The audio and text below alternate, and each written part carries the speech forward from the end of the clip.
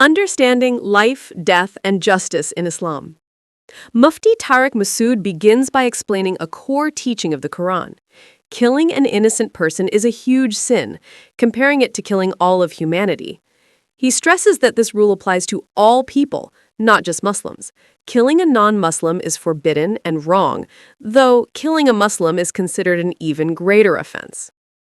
The question of God and death. A natural question arises. If God forbids us from taking a life, then why does God constantly cause the deaths of millions of people? The speaker points out that cemeteries are filled daily, showing that death is ongoing. The Islamic response to this objection is a matter of authority. God would say, I am the master and creator. You are all my subjects.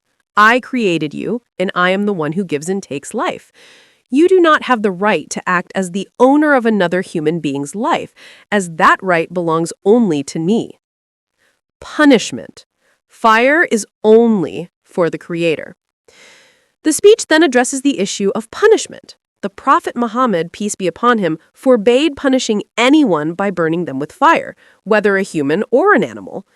Even for crimes like murder, the lawful punishment, if administered, should be swift, such as beheading, and never burning. The logic behind this prohibition is clear. Only the creator of fire can punish with it. The Prophet, peace be upon him, stated that only God has the right to torment someone with fire. God has the authority to punish people in the fire of hell, but humans are not allowed to use fire as a form of judicial punishment, because the pain it inflicts is severe, and that right is reserved for the divine. Animals, the balance of mercy and need. Mufti Masood also addresses a common criticism of Islam.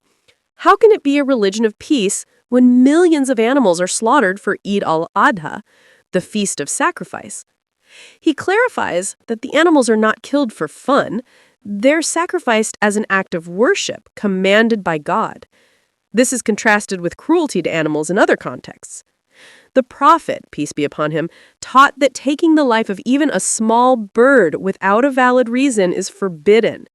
He shared an example where some companions were practicing archery by tying up chickens and shooting at them. The Prophet, peace be upon him, stopped them, saying, "Do not make the animal a target."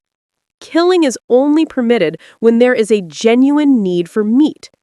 Killing animals purely for entertainment, sport, or amusement is forbidden in Islam because animals are living creatures created by God and have a right to exist. This demonstrates a balance in Islam regarding life and death. Why follow Islam? The track in the jungle. To conclude, the speaker offers a powerful analogy to explain why one should follow Islam without constant doubt or debate.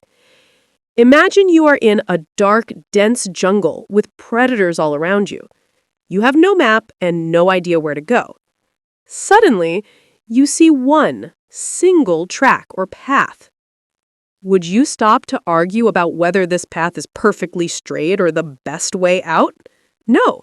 You would follow it immediately because it is the only path you can see. The debate about which path is better happens only when you have two or more choices. Mufti Masood's point is that God is essentially telling us to follow the path of Islam because in the dark jungle of this world, there is no other clear, reliable path to safety and salvation. Whether one thinks it is right or wrong is secondary to the fact that it is the only viable path offered to get out of spiritual darkness.